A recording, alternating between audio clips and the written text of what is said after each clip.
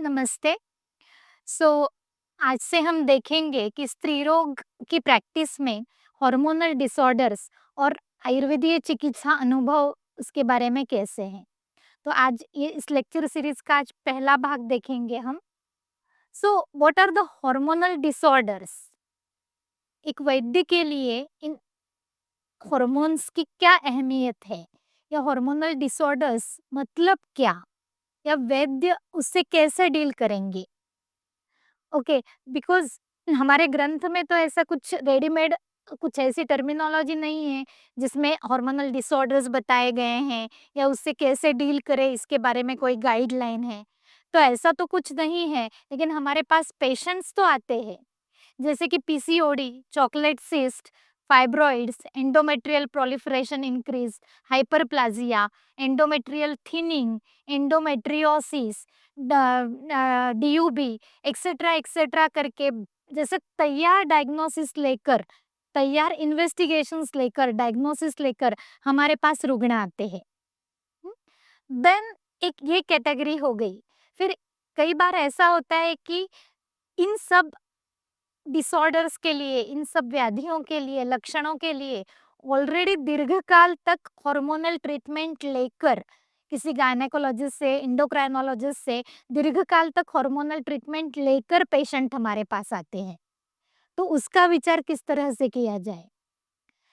तो actually hormonal imbalance इस शीर्षक के नीचे हमारे पास आने वाले रुग्णों की जो कैटेगरी रहती है, जो लक्षण रहते हैं, तो उसमें रक्त प्रदर, तीव्र जीर्ण कष्टार्तव, अनार्तव, अनियमित रजः प्रवृत्ति, अत्यल्प रजस्राव, पूतिस्राव, तीव्र अधोदर शूल, ग्रंथ्यार्तव, व्यवायक रुचिरता, योनि रौक्ष इत्यादि इत्यादि, और स्पेसिफिकली वंध्यत्व, ऐसे लक्षण लेकर रुग्ण आते हैं। यूजुअली अगर देखा जाए तो ये हार्मोनल डिसऑर्डर्स करके आने वाले जो रुग्ण होते हैं, तो वो हमारी दृष्टि से एक तो उदावरता, उपप्लुता, परिप्लुता, अरजस का या दोषज योनि व्यापद, या हम स्त्री रोग में दिए हुए कुछ रजोवृद्धि, क्षय, प्रदर, योनि व्यापद चिकित्सा में इन सब का वर्णन है। तो इसमें से कोई कैटेगरी में वो बैठते हैं। या फिर हॉर्मोन्स की तकरार लेकर आने वाले जो पेशेंट्स होते हैं, वो बहुदोष के लक्षण दिखाते हैं। अविपाको अरुचि स्थौल्यम, पांडुता, गौरवं क्लमः, आलस्य श्रम दौर्बल्यम, दौर्गंध्यम अवसाधका वगैरह वगैरह। बहुदोषस्य लिंगानि जो जरा सूत्रस्थान 16 में दिए हुए हैं। तो यूजुअली इन पेशेंट्स में ये बहुदोष लक्षण पाए जाते हैं। तस्मै संशोधनम हितम, ऐसा करके उसकी चिकित्सा बताई गई है। फिर कई बार ये जो रुग्ण होते हैं हार्मोनल डिसऑर्डर्स वाले, वो आम के लक्षण लेके आते हैं, जो स्रोतोरोध बलभ्रंश गौरवानिल मूढ़ता, इस तरह से आमज विकारों के या आम के लक्षण जो बताए गए हैं, ये उनमें प्रेजेंट होते हैं। तो मुझे लगता है कि प्रत्येक लक्षण की संप्राप्ति का विचार आवश्यक है। जो कोई एक सिम्पटम पेशेंट लेके हमारे पास आता है, तो उसका पंच निदान मतलब हेतु से लेकर उपद्रव तक, या हर एक उसमें प्रेजेंट होने वाले हर एक लक्षण की संप्राप्ति का विचार, कि ये जो लक्षण है ये पेशेंट में कैसे उत्पन्न हुआ, मतलब उसका हेतु अगर कुछ मिलता है क्या उस स्पेसिफिक लक्षण के लिए, या उसकी संप्राप्ति कैसे घटित हुई होगी, इसका एक जजमेंट हमें लेना जरूरी होता है। फिर अवयव दौर्बल्य, अवयव शैथिल्य, या स्पेसिफिकली हॉर्मोन्स लेकर दीर्घकाल तक हॉर्मोन्स का सेवन करके वो ट्रीटमेंट लेके जब पेशेंट हमारे पास आता है, तो अवयव दौर्बल्य, अवयव शैथिल्य, स्रोतस शैथिल्य, उस स्रोतस पर उस स्पेसिफिक हार्मोन का हुआ परिणाम जो होता है, तो उस तरह से हमें उसके तरफ देखना चाहिए। अवयव की शारीर क्रिया सम्यक करने की चिकित्सा उसमें आवश्यक होती है।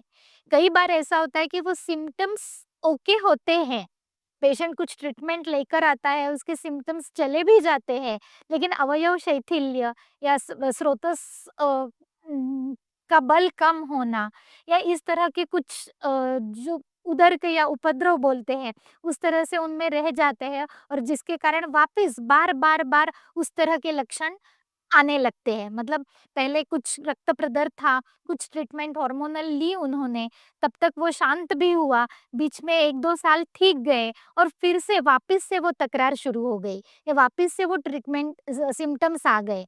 तो उसमें हमें ये सोचना पड़ेगा कि उस अवयव की शारीर क्रिया सम्यक हुई थी क्या उस ट्रीटमेंट से?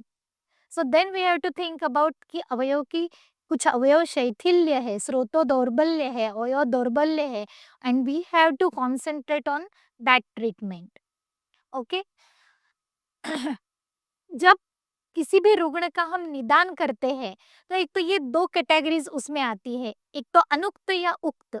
उक्त मतलब जिसका डायरेक्ट टेक्सचुअल रेफरेंस हमें मिलता है, जैसे कि ज्वर निदान बताया, उसमें ज्वर के होने वाले रहने वाले हेतु बताए, कौन से दोष का प्रकोप होता है, किस तरह से संप्राप्ति घटित होती है, उपद्रव लक्षण क्या है, उसके प्रकार कितने हैं, उसके मतलब रेडीमेड सब हमारे पास ग्रंथ में दिया हुआ है, जो पंच निदान से हम उसके निदान तक जा सकते हैं।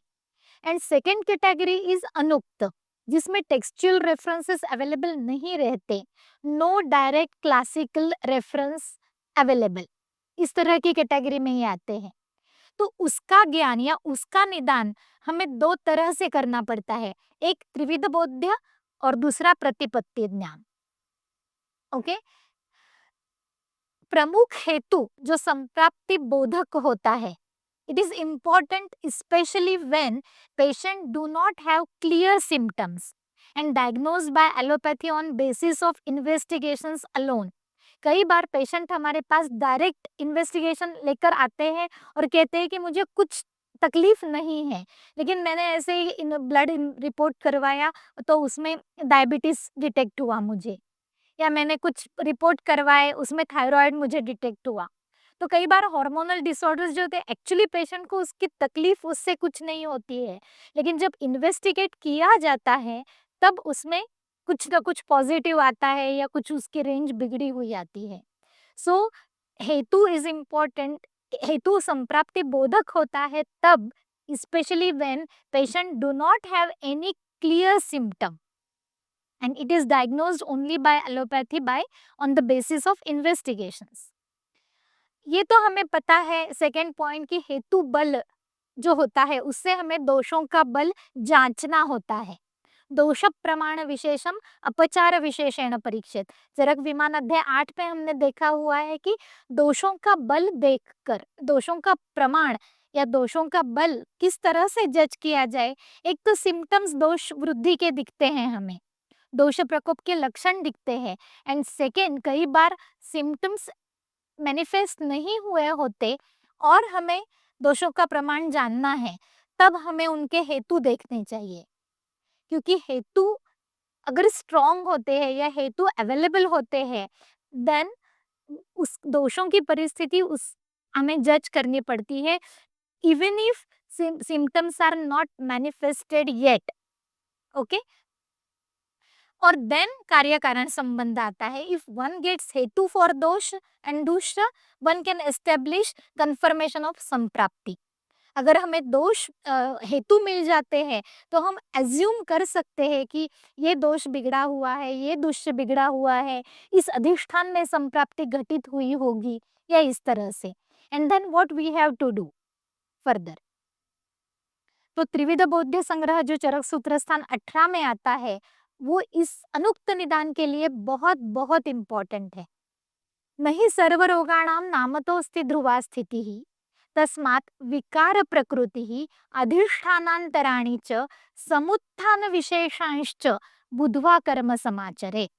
तो ये जो तीन चीजें त्रिविध बोध्य संग्रह में बताई गई है, विकार प्रकृति, अधिष्ठान और समुत्थान, ये जानना हमें बहुत जरूरी होता है हर एक पेशेंट में, इवन इफ टेक्सचुअल रेफरेंस वाला निदान हो, इवन इफ नहीं हो। सो यो हि एतत् त्रितयं ज्ञात्वा कर्माणि आरभते भिषक् ज्ञानपूर्वं यथा न्यायं सन कर्मसु न मुह्यति। Okay, so this is very important. विकार प्रकृति मतलब दोष, आगे हम ये दोष गुणतः, मानतः, कर्मतः, स्वतंत्र रूप से, स्वतंत्र कारणों से बिगड़े हुए हैं या कोई परतंत्र संप्राप्ति के कारण ये दोष बिगड़े हुए हैं, ये सब जजमेंट लेंगे। लेकिन हमें दोष पक्का पता चलना चाहिए। देन अधिष्ठान, अधिष्ठान मतलब दूष्य, वेदनानाम अधिष्ठानम, कहाँ पे ये संप्राप्ति घटित हो रही है। एंड देन समुत्थान, एक्चुअली संप्राप्ति और प्रमुख हेतु इस समुत्थान। सो त्रिविध बौद्ध संग्रह से हमें चिकित्सा सूत्र का ज्ञान पता चलता है कि हमें एक, हमारे सामने रेडीमेड एक प्रोटोकॉल आ जाता है कि ये दोष है जिसकी चिकित्सा हमें करनी है, ये दूष्य है जिसको हमें एड्रेस करना है, हेतु प्रत्यनिक चिकित्सा करनी है, ये व्याधि संप्राप्ति घटक है इनकी चिकित्सा करनी है, ये प्रमुख संप्राप्ति घटक है इनको हमें पहले एड्रेस करना है। उदाहरणार्थ अग्निमांद्य है, रक्त प्रवर्तन है, ओजक्षय है। सो दिस इज द कल्प्रेट जिसपे हमें एक्ट करना है, जिसपे हमें चिकित्सा करनी है। ओके, सो चिकित्सा सूत्र से उसका ज्ञान होता है। इसलिए आयुर्वेदीय निदान और परीक्षण महत्वपूर्ण है। Investigations interpret it in a different way.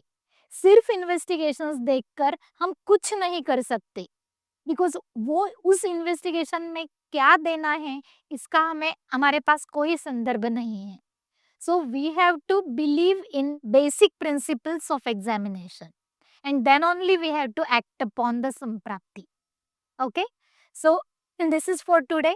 आगे देखेंगे जब इन्वेस्टिगेशंस पॉजिटिव आते हैं, जब अनुक्त आयुर्वेदीय निदान जिसे हमें बोलेंगे, तो उसमें एक मैं एग्जांपल्स देके आपको वो समझाती हूँ। धन्यवाद।